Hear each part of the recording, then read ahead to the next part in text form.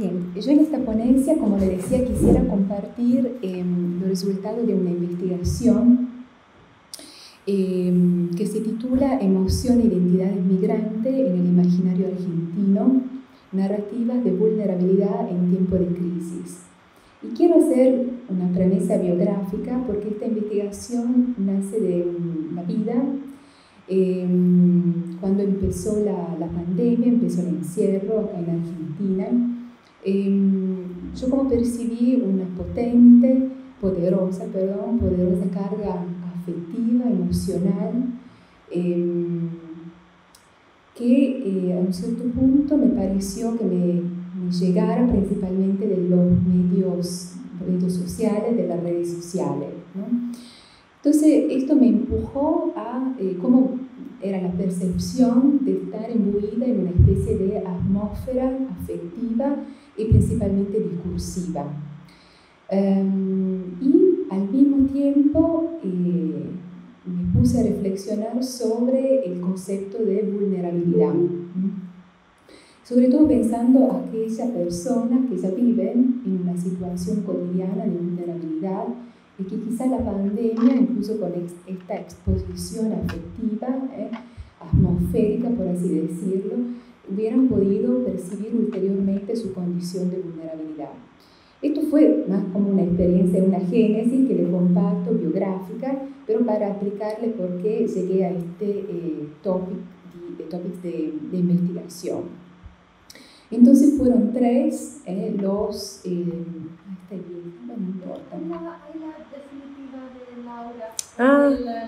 Disculpa. No importa.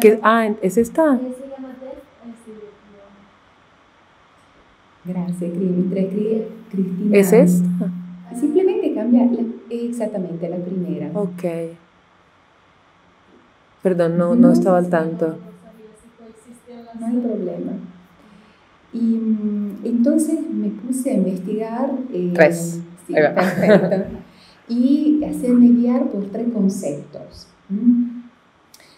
Primer concepto es lo de cúmulo afectivos, el cúmulo afectivo que nos rodean y que nos rodean y que percibimos como, podríamos llamarla, atmósferas discursivas.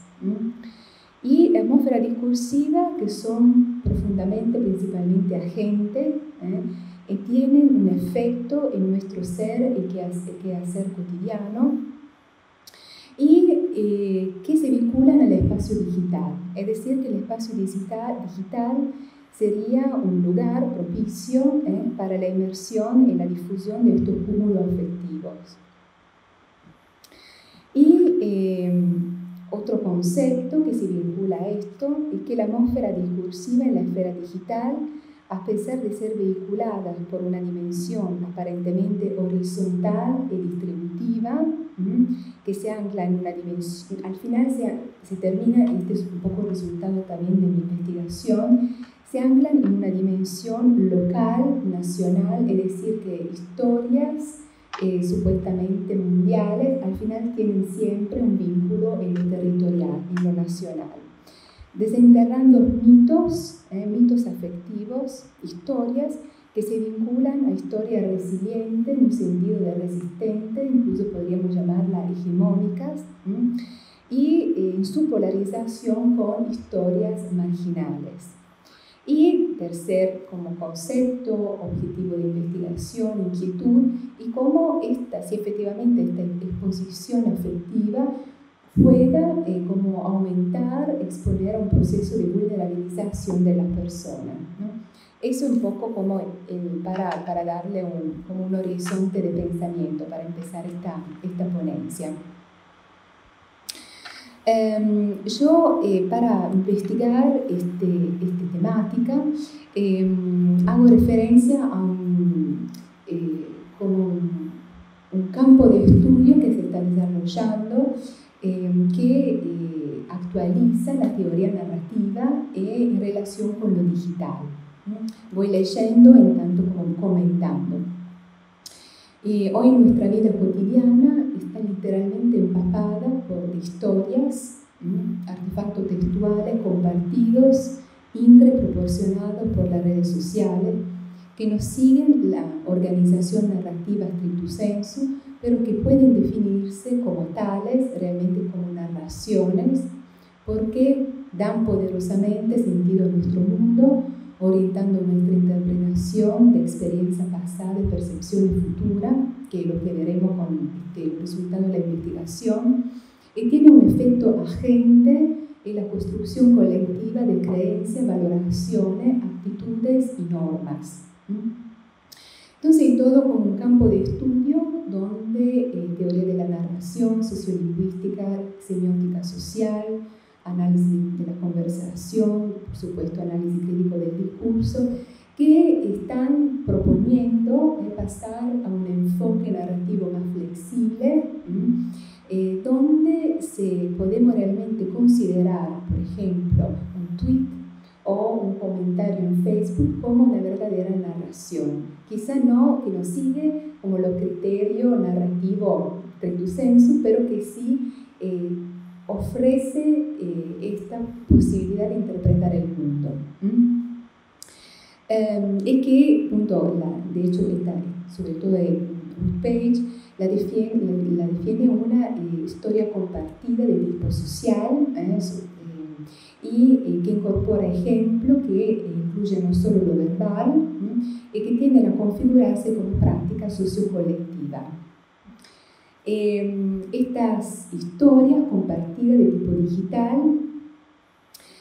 amplian, como le decía, la tradicional idea de historia, y son artefactos textuales que consisten en palabras, imágenes y otros recursos multimodales que son mediados por una tecnología multiplicativa. Después, como le subrayó, el visual en particular, vincula a nuestro tema sobre el rostro, toma un papel fundamental.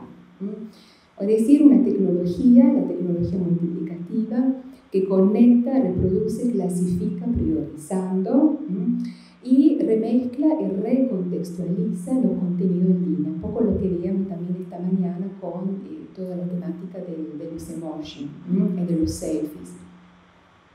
Y invita a la co-construcción de significado y fomenta distintas interpretaciones, haciendo trazables y negociables los valores y las identidades.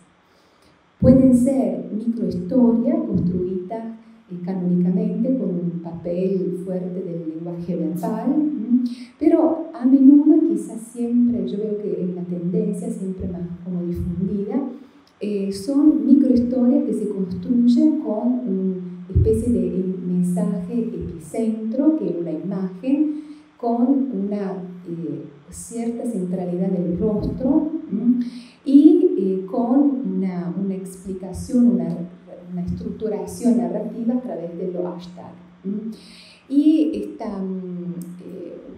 incluso hay un estudio muy interesante que subraya cómo Twitter, a pesar de haber aumentado la disponibilidad de caracteres para contar historias, se ha visto como en realidad la gente tiende a usar pocos caracteres, no usa en general los 280, a veces sí vemos hilos de Twitter que no se terminan más, pero los mensajes realmente eficaces son generalmente historias, narraciones cortas con un uso intenso de imágenes.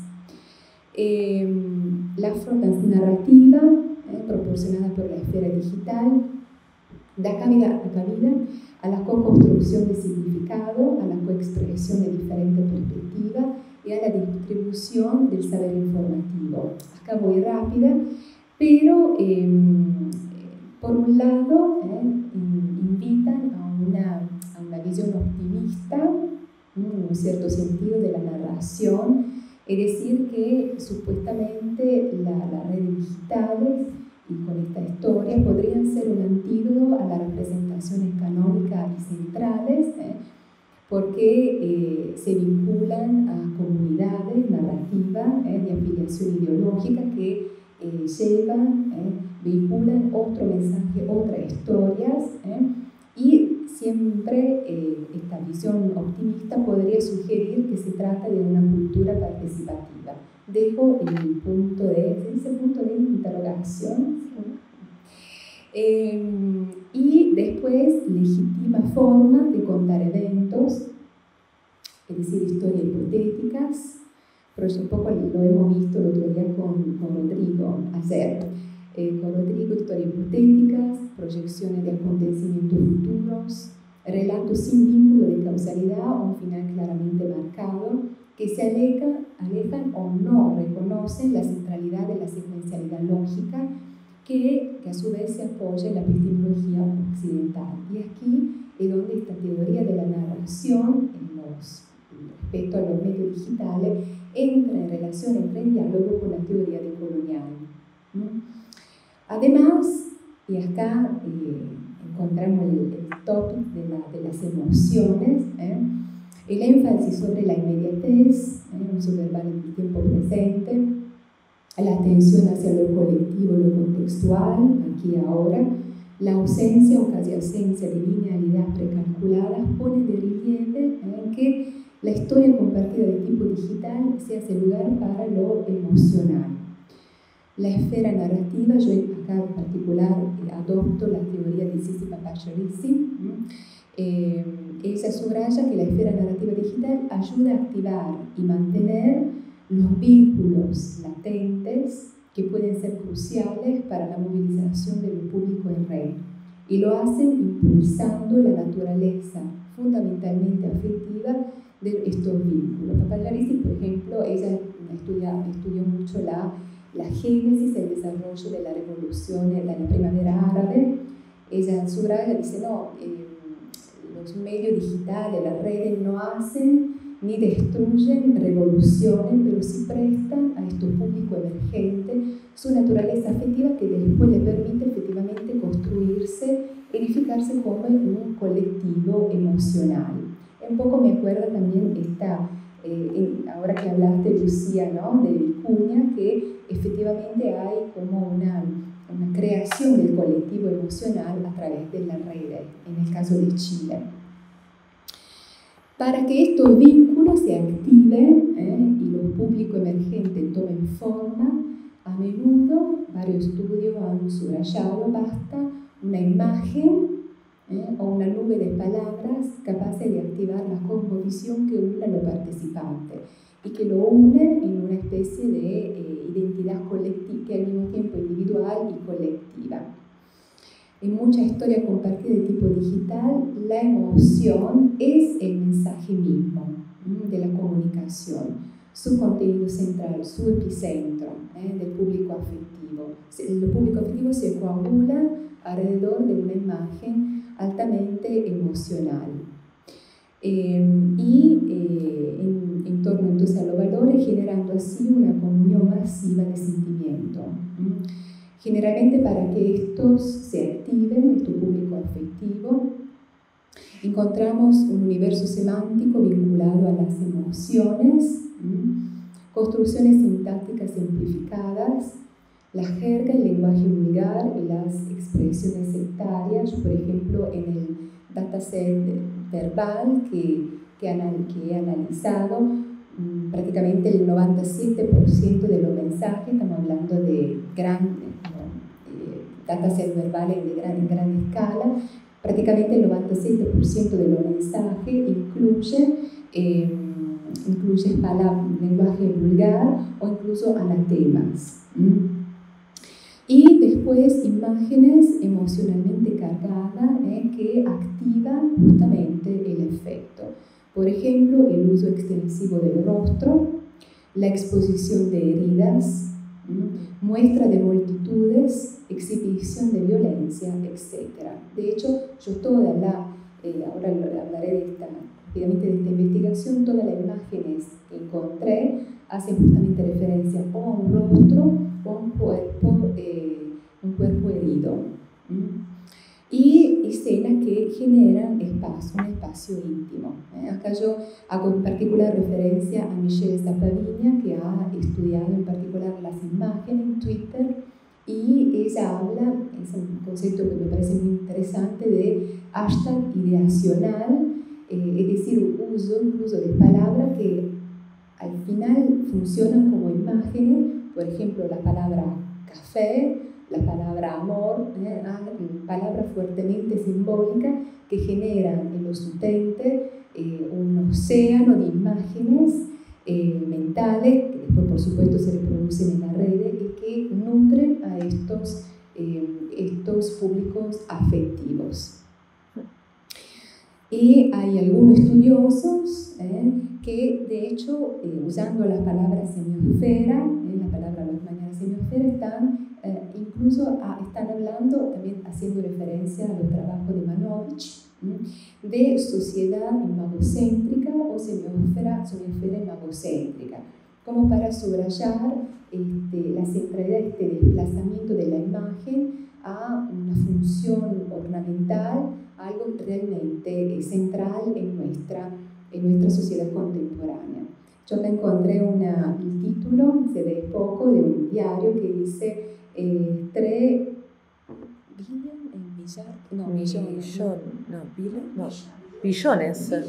billones de imágenes. Podés distinguir entre realidad fake, realidad o imaginario. Casi que nuestro imaginario son miles de billones. Gracias.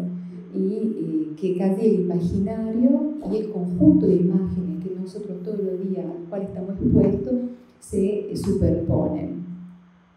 Después, esto aspecto crítico, ustedes seguramente son mejor, saben mejor que yo, estas historias compartidas, estos miríades de acontecimientos interrelacionados que alimentan el ciberespacio, esconden su lado oscuros. La multiplicación de perspectivas no siempre significa un aumento calitativo del conocimiento. De hecho, se habla de época de la posverdad, de la mentira emotiva. Máximo mismo tiene varios trabajos en este sentido.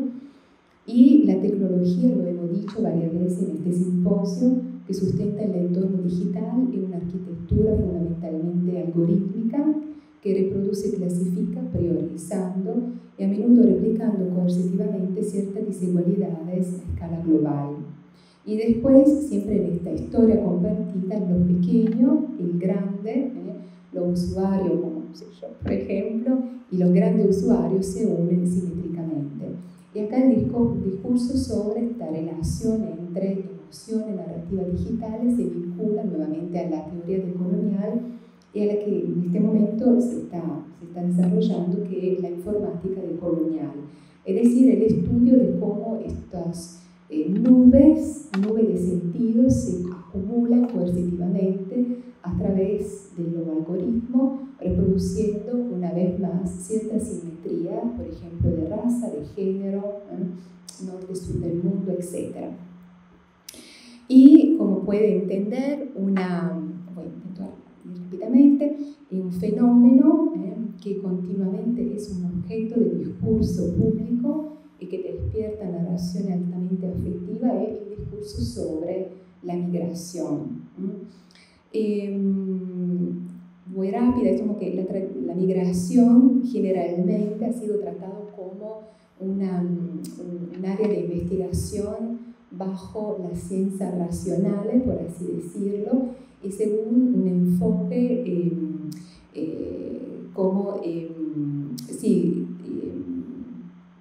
de asimilacionista, entonces como si el migrante fuera un sujeto absolutamente racional que decide de dejar su país e ir hacia otra tierra con fin absolutamente utilitarístico.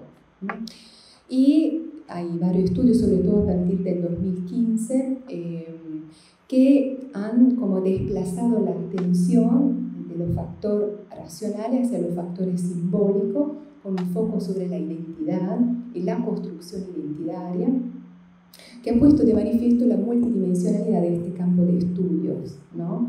Entonces no es solo el deseo racional, por ejemplo, de una mejora económica o salvarse de, objetivas condiciones de inseguridad en el propio país, pero estamos hablando de otros factores simbólicos. Reivindicación, expectativas postcoloniales conscientes e inconscientes, memoria corporal transgeneracionales, imaginario social alimentado por tramas discursivas reales, ficcionales, como por ejemplo el sueño europeo o la tierra prometida, narraciones que están repletas de una carga afectiva, de resentimiento, frustración, ilusión o melancolía. Yo acá, por ejemplo, les puse 2 microhistorias de Twitter. Seguramente la primera, ustedes creo que se la recordarán porque dio como explotó una revolución. Este chico que se fue a Alemania y contó esta microhistoria con un final lleno de esperanza. Comencé a trabajar de delivery en Alemania en septiembre del año pasado. Vengo juntando propina desde entonces. Hace unas horas abrí mi alcancía y tenía más de 2.000 euros, haciendo un implícito referimiento a la inflación argentina. Después él crea un hilo de Twitter, lo explica toda la génesis de su viaje, cómo se solucionó. Pero este Twitter, por eso yo hablo realmente de una agentividad en las imágenes y de la historia, microhistoria digitales, creó como una especie de arena de opiniones de gente que yo concretamente conocí, entonces tampoco es una invención, que quiso irse a Europa para ganar propina. Y de ahí, incluso todos los días, la gente que empezó a decirme, che, ¿por qué te viniste a Argentina? ¿Por qué te viniste a este país que está destinado a implosionar? O sea, realmente una como influencia de la opinión pública radical. Y acá otro ejemplo, dejó su vida en la Argentina para emigrar a España en familia, y ella dice, no sabía lo mal que vivía hasta que dejé el país. Y pues acá, para terminar de marcarle, ¿cuánto falta? 7. Bien, voy rápido. Este tema sobre la migración y su relación con las emociones, cito a una investigadora de Alemania, Yolanda López García, que acaba de escribir un capítulo en este libro muy interesante, repensando el vínculo entre migración y crisis, perspectiva desde América Latina. Ella subraya que la migración que empalma el estilo de vida, los imaginarios sobre la inseguridad y la ilusión de movilidad social y geográfica, un contexto europeo, idealizado bajo una lógica donde la colonialidad de pensamiento persiste al imaginar la vida en Europa es glamorosa y libre de retos. Yo voy rápida, acá simplemente lo dejo para la publicación. Es como el resurgimiento de este concepto de la comunidad imaginada, que se ha vuelto de moda sobre todo con la crisis migratoria del 2015 en Europa, y como que se vincula el tema del reflorecimiento de una cierta idea de nación y de frontera que es más fuerte que nunca, ¿no? A pesar de las creencias de vivir en un mundo abierto, en un mundo global, en un mundo horizontal, en realidad las fronteras están volviendo con toda su fuerza. Y acá un ejemplo, por un lado la protección de la frontera y por otro lado la proyección afuera de, como les decía, la tierra prometida. Este es un ejemplo de hace 2 o 3 días que me pareció muy casi bizarro. La Cancillería argentina puso un tuit sobre una refugiada ucraniana a quien le dieron visa humanitaria para vivir en Argentina con su familia. Abajo hay miles de mensajes de argentinos diciéndole que no venga, que esto es un infierno. Entonces, en esta dialéctica entre la tierra imaginada y, como veremos ahora, la tierra que hay que proteger. Voy rápida. El estudio de caso que analicé, emoción e identidad de migrante en el imaginario argentino, El objetivo era explorar los relatos de los argentinos sobre la migración en una situación de elevada exposición a la incertidumbre en la pandemia. Una situación que podría conducir a la aparición de procesos de alterización, o sea, de afectivización de la comunidad imaginada y producción de una alteridad a través de la narración digital, junto con la explosión, es un término losmaniano, de un imaginario altamente resiliente, resistente, hegemónico, impulsado por las emociones. Metodología, el enfoque es un estudio etnográfico digital, un análisis de datasets verbales a gran escala y de las imágenes incrustadas, incorporadas en los mensajes, entonces una lectura distante, una lectura cercana, y cómo lo extrapolé los mensajes y lo analicé como con un software de lingüística computacional y después hice una interpretación calitativa junto con las imágenes. Pregunta de investigación, hago rápido. Los migrantes se convirtieron en un objeto de discurso alterizante guiado por las emociones durante la pandemia del COVID. Para hacer esto, había un océano de mensajes. Elegí los mensajes producidos cuando el presidente Alberto Fernández dejó sin efecto un decreto que restringía los derechos de los migrantes en 2017 y elegí los 3 mensajes que tuvieron más respuesta y más retweet, es decir, un mayor involucramiento a nivel de contexto conversacional. No dejo para la publicación una cosa muy interesante que me pareció que surgiera y que se vincula a este tema sobre el rostro, es que en el único caso de los 3 mensajes, el único que incluye una imagen con 2 caras expresivas, y en el cual se crea una especie de quiasmo entre la enunciación verbal y el dispositivo icónico. Aquí nosotros, el único caso en el cual las reacciones y el posicionamiento axiológico se vinculan al rostro, es decir, que la gente retomó el migrar no es un delito, pero, ¿no? En los otros casos la gente, habla de todo, prácticamente casi como si los mensajes no se vincularan al Twitter inicial. Y acá tenemos esta imagen que es una especie de punto focal, de epicentro de la comunicación. Rápidamente extrapolé y analicé. Terminó el tiempo. Estaba queriendo leer. Y algunas palabras clave, keywords clave, a través del análisis de la concordancia, palabra en contexto, que yo considero como si fueran clúster de palabras como nubes de significado. Extranjero, migrante, inmigrante, delincuente. Delincuente fue la palabra más repetida de todo el conjunto de los datos verbales. Y cómo apareció en particular esta palabra delincuente con toda los de posible abuso, de posibles crímenes que una persona puede cometer, asesino, ladrón, narcotraficante, etc.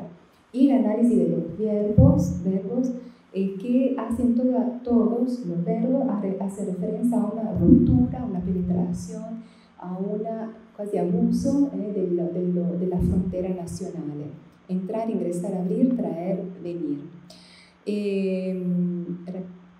Algunos resultados, súper rápido. Un par de minutos. Un par.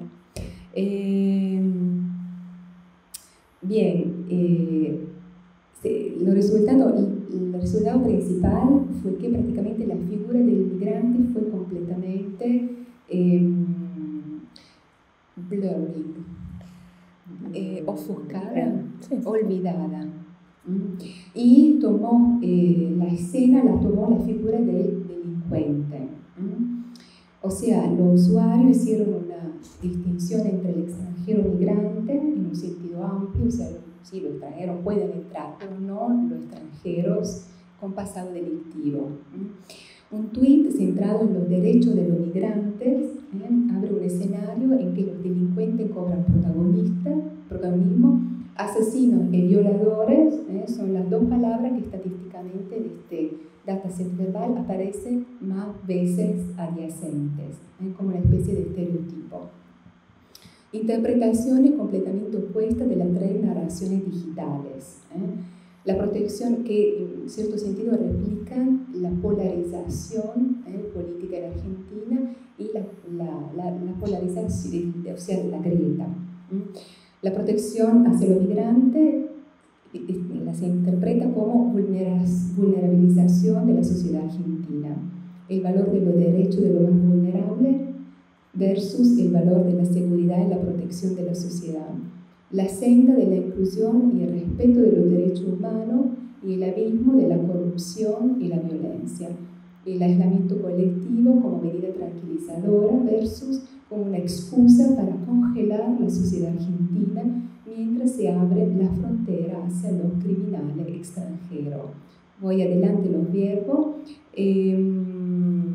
La inferencia, es decir, la percepción hacia el futuro es patente, como el hacer referencia hacia el futuro en los usuarios. Los delincuentes pueden circular libremente versus el pueblo está sometido a la regla del quédate en casa. Los delincuentes entran y prosperan. La sociedad honesta emigra sobre todo hacia Europa, vamos a Europa, y se extingue. Ahora Argentina se abre al mundo, el mundo de los derechos de los más vulnerables. Argentina está destinada a implosionar. Termino, las narrativas emocionales se vinculan a acontecimientos que tuvieron lugar, eso fue fundamental, durante la pandemia, es decir, se vinculan a historias afectivas del pasado que los usuarios retoman, como la liberación de los presos, la represión en Formosa, usando imágenes, imágenes altamente a fuerte intensidad afectiva, como, preferí no mostrarlo demasiado, pero como el rostro herido. Y termino en el espacio de la esfera digital. La carga afectiva fue clave para despertar imaginarios y creencias relacionadas con la violencia y vinculadas a determinadas cosmovisiones, para alimentar la narrativización sociosemótica y, en última instancia, para configurar la frontera entre nosotros y ellos, cosmos y caos, civilización, barbarie, con uso de esta palabra, nuestra nación y espacio extranjero. Muchísimas gracias.